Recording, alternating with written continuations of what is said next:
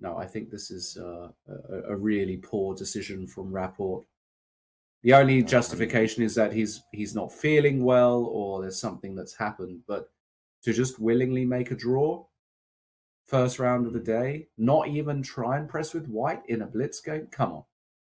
What's this? And the chess gods do tend to punish those who take quick draws with white. So we'll see how Rapport gets on. Meanwhile, let's focus on Magnus Carlsen. He started the game with 1b3, something he's done a lot out there in Kazakhstan over the last few days. And Martirosyan has come prepared. Look at the clocks, first of all.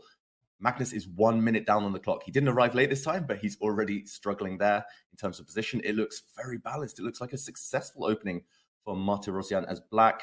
Symmetrical pawn structure almost. Lots of pieces coming off the board. It doesn't look great for Magnus Carlsen. You've got to say, it looks like somehow there's just no initiative. Everything's just getting traded off. The knights have all disappeared from the board. It's purely a bishop type of position right now with a block center.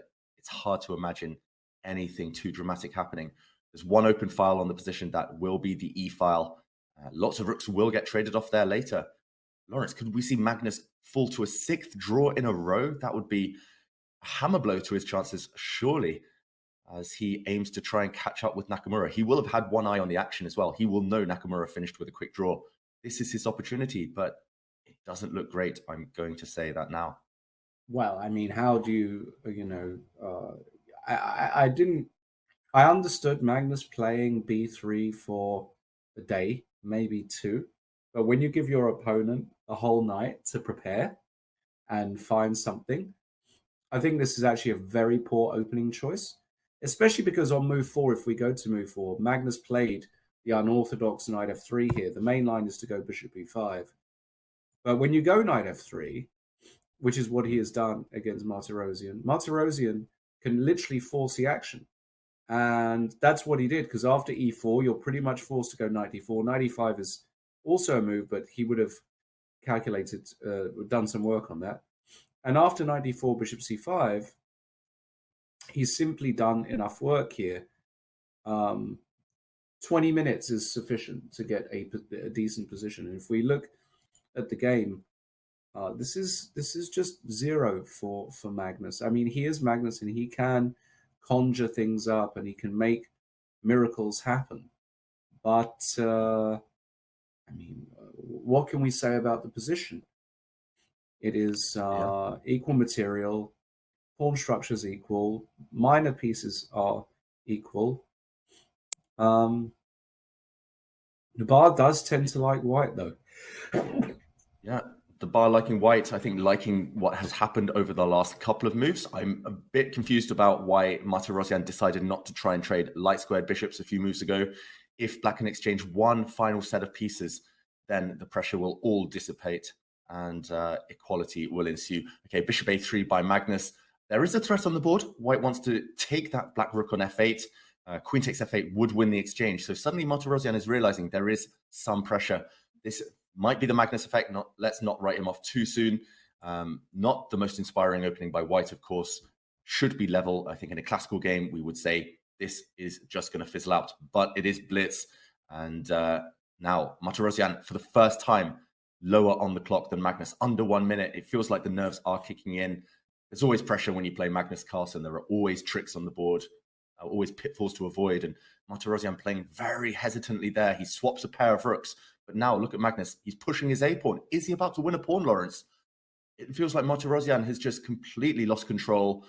It's still complicated. White's queen has the option of taking a pawn on b7. Magnus snaps that pawn off, but there will be consequences. And at least he's imbalanced things, Magnus Carlsen. At least for the first time in the game, the pawn structure is no longer fully symmetrical. And the white queen, very active. White's got a nice home for the dark square, bishop 2. This one is turning in white's favor. Look at the board, look at the clock. But can he finish it off? It feels like from a completely equal position, he has been outplaying his opponent. And it's good for white now. Something went wrong for Martirosyan around move 15, this queen b4 moment. Think queen d8 by Martirosyan if we just go back here. He could have actually gone bishop c7 immediately, I believe. And the point is, if you take on b7, you can now play queen d6, protecting the bishop, threatening mate.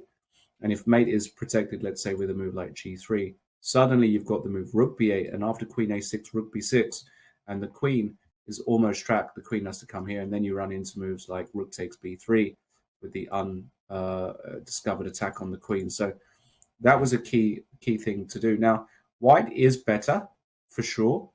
How critical it is, I'm not entirely sure, but he's only got 14 seconds. This is going to be a tough ask for Martirosyan, but very, very good blitz player. Let's see if he manages to hold here, but it's looking like he's creating more weaknesses. I don't like his chances now. Yeah, he's really changed the pawn structure. Suddenly, black is facing some huge threats. We saw in the video there, the black queen came into the center. It was immediately kicked back by white's rook. Martirosyan has just lost two tempi, two very important moves, and Magnus is turning the screw now, creating threats on every move, momentum all in his favor.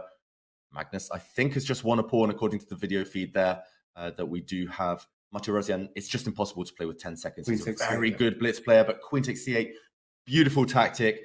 If the black bishop recaptured the white queen, then black's queen also falls. White wins a rook in the process. Magnus finishing off in style, but yeah, it just fell apart. He spent too long on the clock. And like you said, as you pointed out there, Lawrence, one slip is all it takes against Magnus.